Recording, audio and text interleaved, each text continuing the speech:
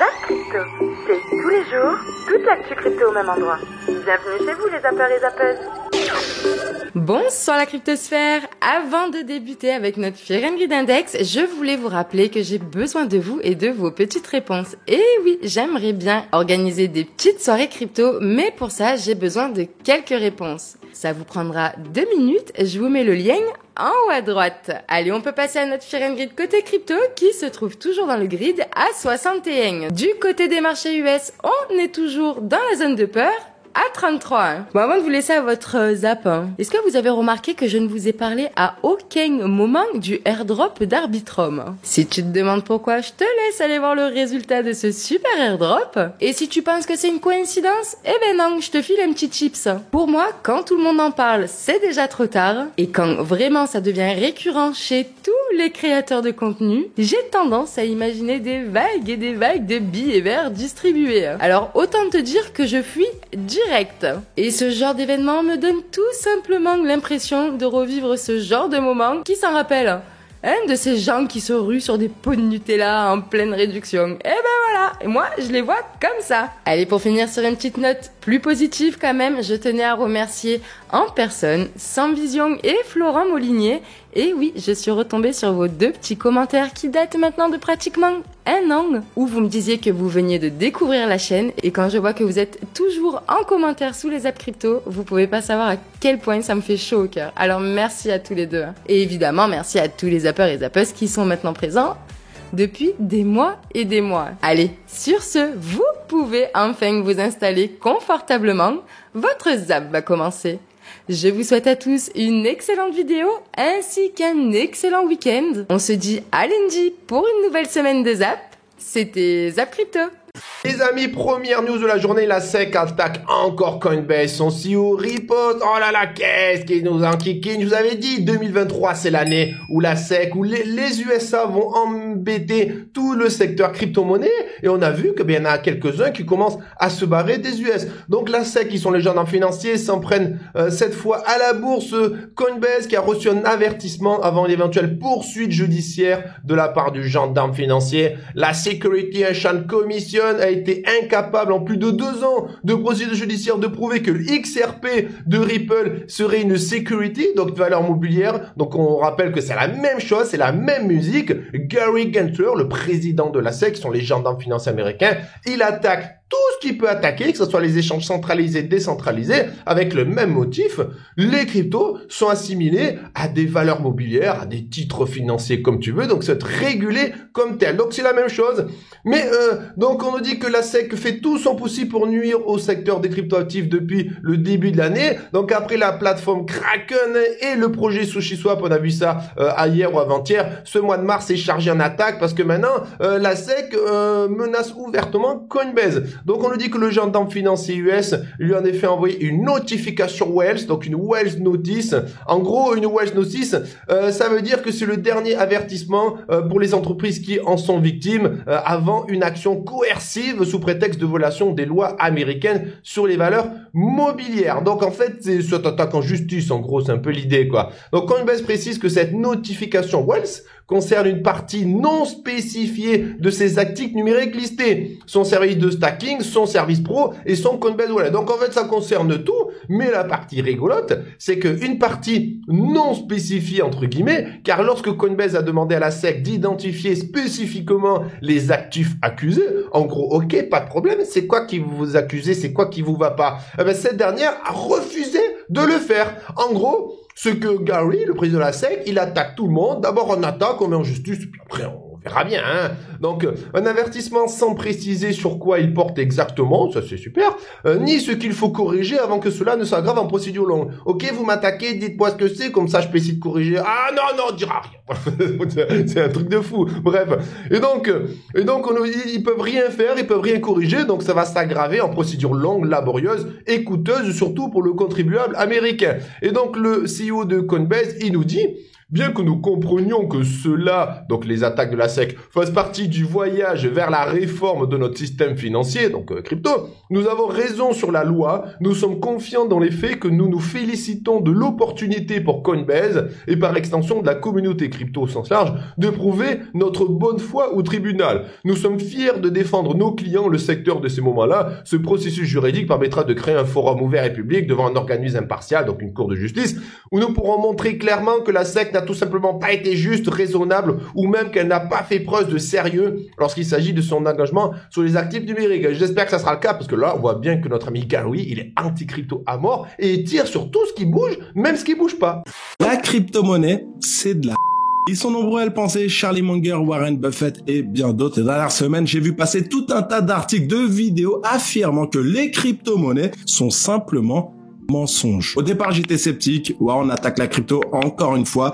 Je m'en fous. Et je me suis dit que j'allais creuser un petit peu et j'ai remarqué qu'il y avait certains arguments qui pouvaient être cohérents. Cela m'a amené à me poser beaucoup de questions. Imaginons par exemple que le marché crypto est en réalité bien plus petit et plus sombre que nous le pensons. Est-ce que cela signifie que tout investissement dans ce domaine est condamné à l'échec? Ou bien est-ce simplement un nouveau marché qui cherche simplement à s'ajuster? Aujourd'hui, si quelqu'un vous demande quelle est la taille du marché des crypto-monnaies, vous allez probablement consulter le CoinMarketCap et donner le chiffre total de la capitalisation boursière de toutes les crypto-monnaies. Le problème, oui, il y a un problème, c'est que cette évaluation n'est pas parfaite. Elle ne reflète que les derniers prix auxquels les cryptos ont été achetés. Je m'explique. Si le Bitcoin est à 30 000 $, cela ne signifie pas que tout le monde pourra le vendre maintenant et obtenir 30 000 $. Donc, c'est pas parfait. Mais à quel point sommes-nous éloignés de la réalité? Les crypto-monnaies sont-elles réellement plus grandes et meilleures que nous le pensons? N'y a-t-il pas quelque chose de plus sombre dans tout ça? En réalité, il y a beaucoup de choses à dire, mais on va faire un focus sur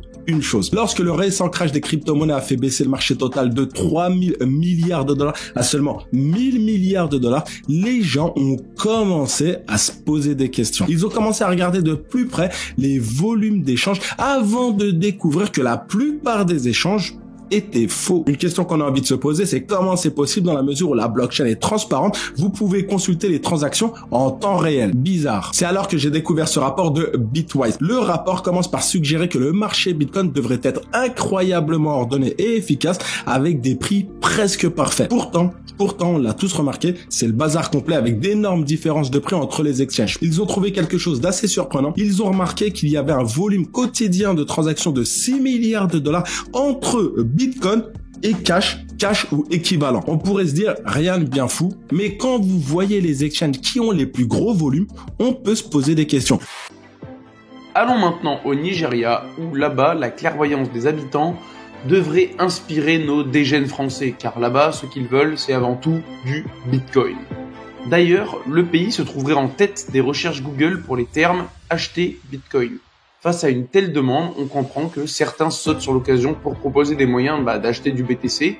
C'est le cas de MetaMask qui, avec l'aide de Consensus et MoonPay, intègre à son wallet crypto un moyen pour acheter du Bitcoin.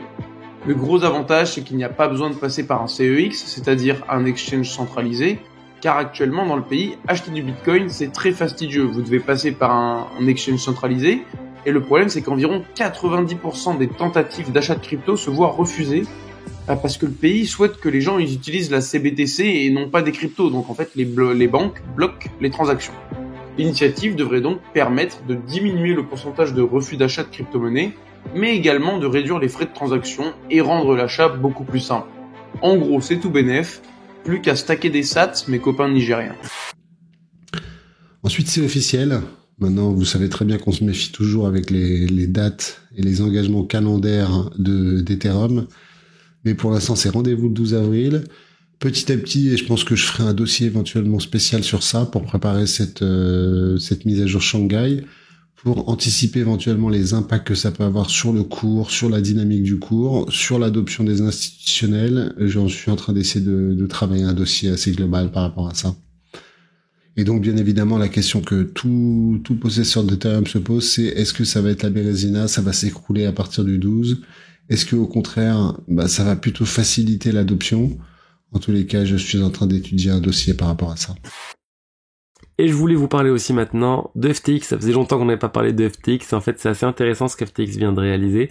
ils viennent de récupérer 460 millions de dollars de Modulo Capital. C'est quoi Modulo Capital? C'était un petit fonds d'investissement complètement inconnu qui avait été monté par des connaissances de SBF. En fait, ils ont monté ce fonds d'investissement, ils ont demandé à SBF de l'argent, à l'Amida bien sûr, ils ont donné de l'argent, ils ont mis 475 millions de dollars sur un fonds complètement inconnu en 2022.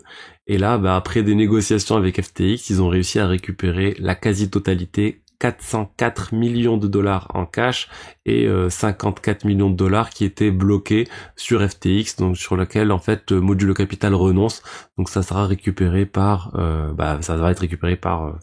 par FTX et par la société, la nouvelle société FTX on va dire, et surtout par les utilisateurs qui ont de l'argent bloqué actuellement sur FTX. Donc ça c'est vraiment une bonne nouvelle, ça veut dire que FTX arrive à récupérer de l'argent. Après, là, moi, ce que je vois, la prochaine étape, la grosse quantité d'argent qui pourrait potentiellement être récupérée par FTX, c'est auprès de Binance. En fait, FTX avait racheté les parts de Binance dans FTX pour, j'ai plus la quantité, mais voilà, c'était en milliards de dollars, j'ai envie de dire, au moins $1 milliard environ, plusieurs centaines de millions de dollars clairement. Binance a récupéré cet argent. Et maintenant, la question c'est est-ce que FTX va aller chercher cet argent ou est-ce qu'ils vont conclure un deal avec Binance pour récupérer une partie ou non de cet argent. Donc ça va être tendu, hein, c'est clair. CZ avait dans une interview pas voulu répondre directement sur le sujet en disant est-ce que Binance avait suffisamment d'argent pour couvrir cette récupération d'argent qui pourrait être récupérée par FTX. Mais voilà, pour l'instant, c'est pas à l'ordre du jour, mais je suis sûr que les négociations sont en cours. On continue, tiens, avec une news qui vient de tomber. Dono, je sais pas comment on le prononce, le fondateur de Terra Luna qui a été arrêté. Ça fait plusieurs mois, lui, qui cavalait, même un an qui cavalait. Parce que rappelez-vous, on a eu le problème de Terra avec l'UST qui avait fait beaucoup de bruit à l'époque. C'était au niveau de avril, je crois, 2022. Donc il y a un an, il y a pile un an. Et lui, il était un peu comme SBF, hein, il était dans une sauce assez compliquée, vu qu'il était aussi derrière ce projet-là, et que c'est en partie à cause de lui qu'il y a eu tout ce bordel autour de Terra Luna. Donc forcément, il a été recherché, il avait fait pas mal d'apparitions, il était même passé dans un live, je crois, pendant le crash de FTX. Enfin, il trollait un peu. Au final, il n'a jamais pu se faire choper. Et là, enfin, au bout d'un an, il a été chopé au Monténégro par les autorités du Monténégro. Donc lui aussi, il risque cher comme SBF, à mon avis, à faire de la prison, c'est quasi sûr. On verra durant les prochaines semaines ce qui va en être. À mon avis, ça va être un procès aussi qui va être assez long. Les utilisateurs de Binance en Chine ailleurs échappent au contrôle KYC avec l'aide d'Ange CNBC. Alors, certains employés bénévoles de Binance ont partagé des conseils sur la falsification de documents bancaires, la falsification d'adresses ou la dissimulation du pays d'origine pour sécuriser une carte de débit. Binance a rapporté CNBC, citant des salons de discussion en chinois contrôlés par Binance dont il a traduit les messages. Certains employés de Binance et des volontaires formés aident les utilisateurs en Chine et dans d'autres pays à échapper au contrôle.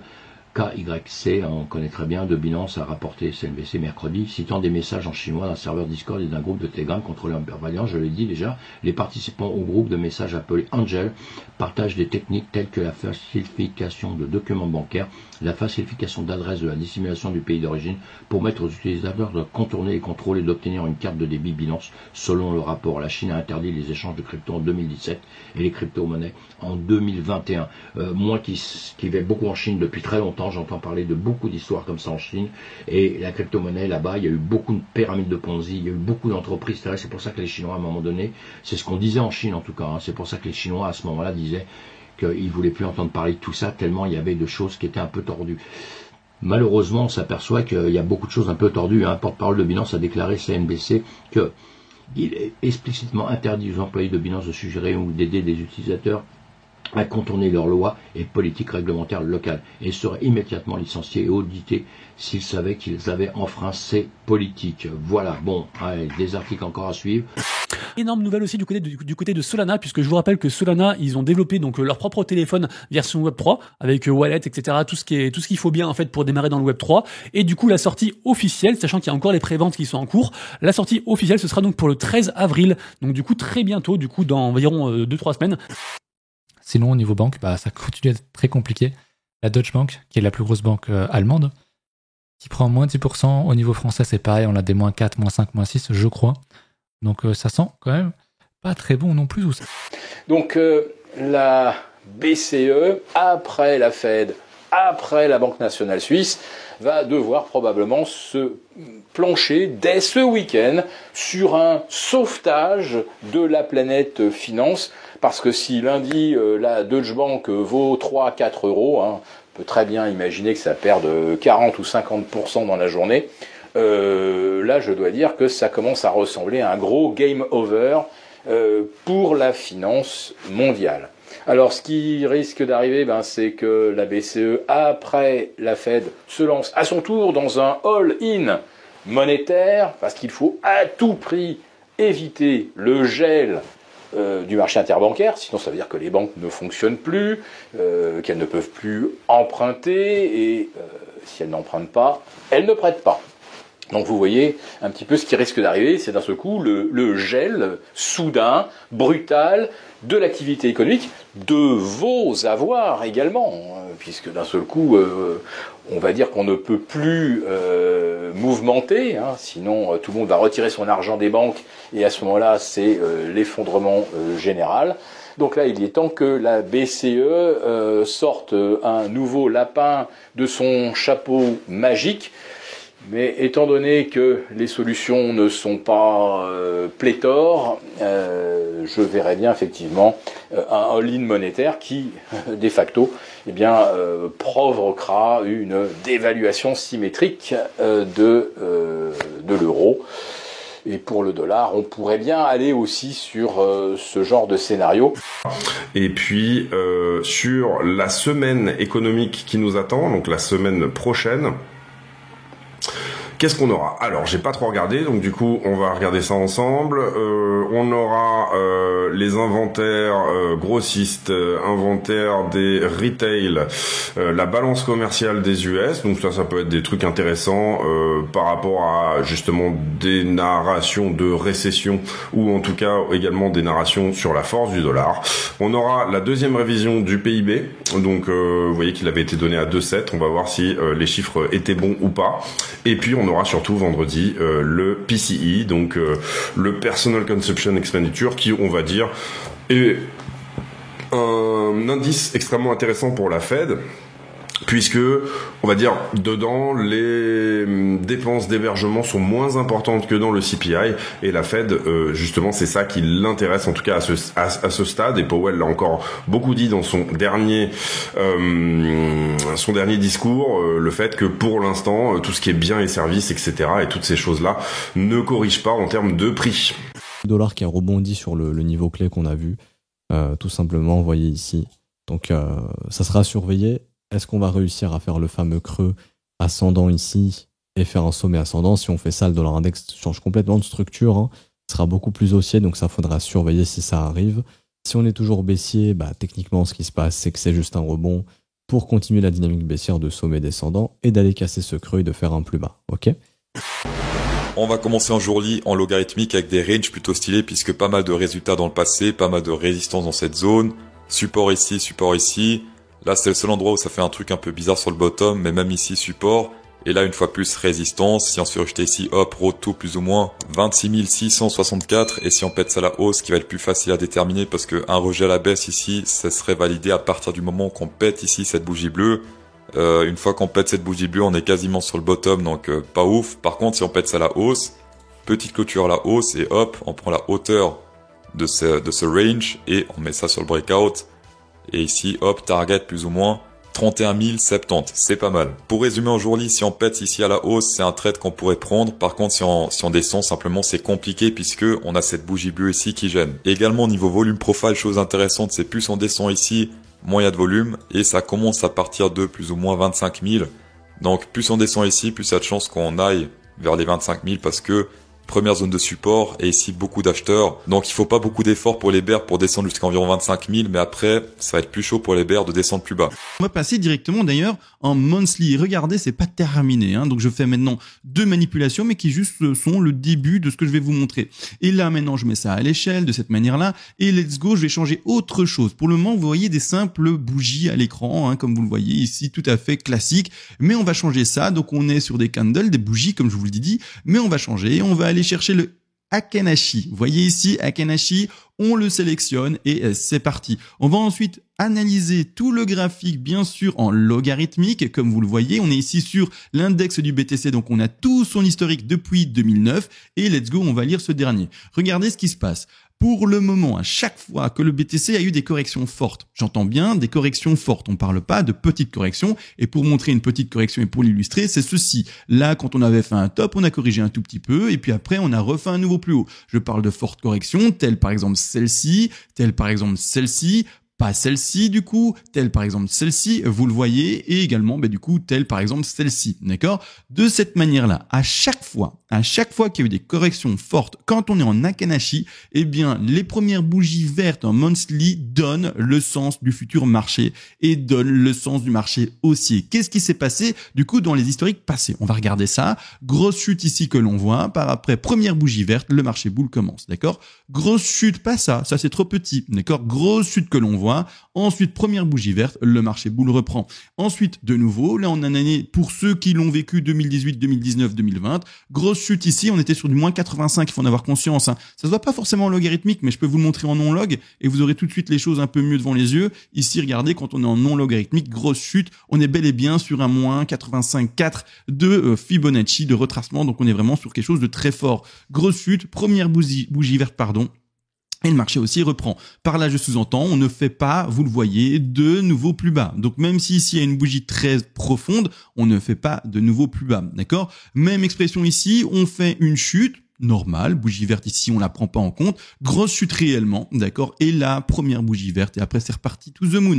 Vous le voyez, c'est quelque chose qui se répète dans les historiques, je vous l'ai montré pour les crashs également précédents, et à chaque fois, chaque crash précédent, en fait, c'est des gros crashs, donc ici, j'essaye de mettre ça en non-log pour vous le montrer, en non automatique également, mais voyez bien qu'en fait, ici également, ça se voit pas bien à l'écran, il est vrai, mais on est également sur un crash qui est, en l'occurrence, à hauteur de, on va essayer de choper ça ensemble, à hauteur de 90. Donc ici, il faut en avoir conscience, dès qu'en fait, après un gros crash, on a des bougies vertes, eh bien, let's go, on part à bien to the moon.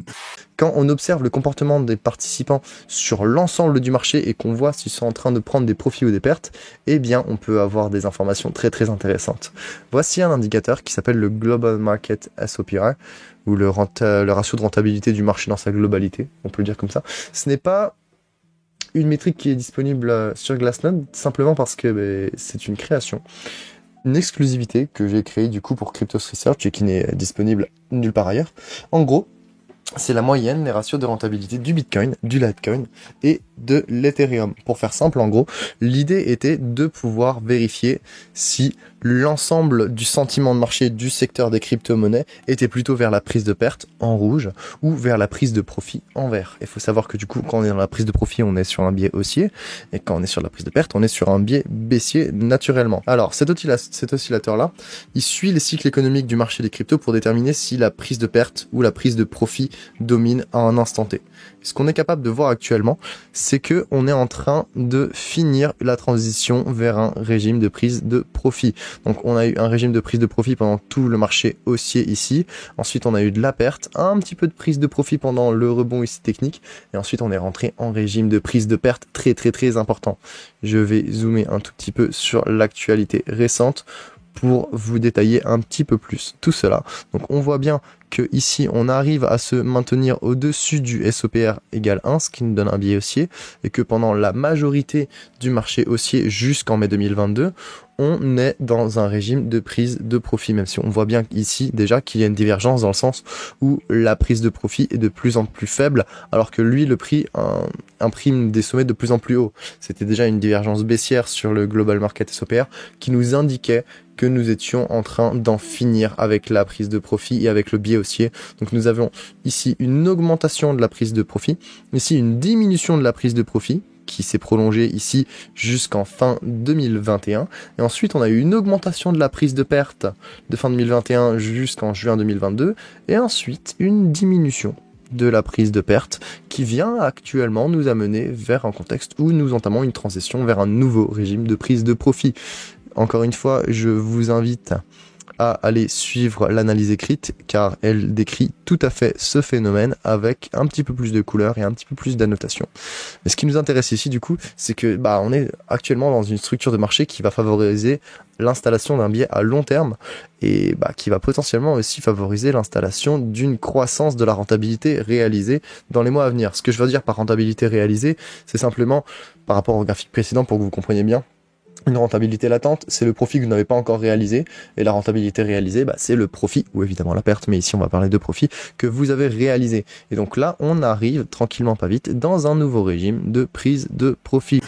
On repart par rapport à quelques petites news qui sont extrêmement intéressantes. Ici, par rapport à Bitcoin Run Chart. Ça suit toujours mon scénario, puisque ce truc-là prédit, alors ça avait été refait, c'est la version 2, si vous reprenez la version 1, ils ont rajouté des petits trucs. Mais bon, c'est pas très très grave. En tout cas, le bleu, c'est Go Fire, buy Bitcoin to the moon. C'est un petit peu ça. Le vert, ou le vert un peu bleu, c'est buy, après c'est accumuler, après c'est hold, après c'est FOMO, et après c'est vous êtes complètement fou, vendez tout, pauvre fou. Et en fait, si on se retrouve d'ici 2029 à peu près, donc ce sera fin 2028, début 2029, le Bitcoin, par rapport à cette construction qui reposait sur le stock to flow, etc. En tout cas sur plein d'indicateurs, vous avez d'ailleurs tout le truc au niveau des indicateurs ici, comment ça se passe, etc. Plutôt bien fichu, pour être tout à fait honnête avec vous, parce que ça prend beaucoup de paramètres. Et le Bitcoin sera au minimum à 100 000 $. Donc si aujourd'hui, on a vécu un Bitcoin, juste là, je vais pas le zoomer, mais à 15 500 $, partez du principe que le bleu est aux alentours des 14 000, 12 000. Donc ça veut dire qu'en 2028, si on suit ce scénario-là, si on suit cet indicateur, on peut appeler ça un indicateur, le 12 000 $ de chez nous correspondrait aux 100 000 $ de 2029. Fin 2028, début 2029. Personnellement, je joue ce scénario-là. Voilà, ça permet en fait de prendre un petit peu de recul et d'éviter de cramer notre capital d'investissement à levier sur nos échangeurs, bien évidemment, préférés. Puisque si tout se passe bien dans le meilleur des mondes, régulation par régulation, tout ce qu'on peut imaginer, ce truc-là nous dit que ce sera à peu près à 100 000 $. C'est bien parce que ça fait quand même 14 ans que ça suit plutôt pas trop mal la courbe. Et la seule fois où on était allé vraiment dans le on fire, c'était ici en 2015, me semble, 2013, 2012, 2015, et ici en 2017. Et en 2017, on se rappelle ce qui s'était passé sur Bitcoin. C'était à la télévision, peut-il rendre les gens millionnaires, etc. et tout ce que vous voulez. Les gens faisaient la queue chez Cogne House à Paris pour acheter du Bitcoin. Je vais mettre 10 000, pourquoi ? Je sais pas, c'est mon assurance vie. J'espère que t'as pas capitulé à 3000, évidemment. Mais en tout cas, c'est à peu près ce qu'ils nous donnent, donc on voit à long terme, ça va, on prend du recul, aucun problème avec ça. Et si tu n'es pas rassasié, retrouve à gauche le Zap Crypto de la veille et à droite le Zap Crypto de l'année dernière, jour pour jour. Tu as trouvé une ou plusieurs actus intéressantes ? Fais-le moi savoir en commentaire.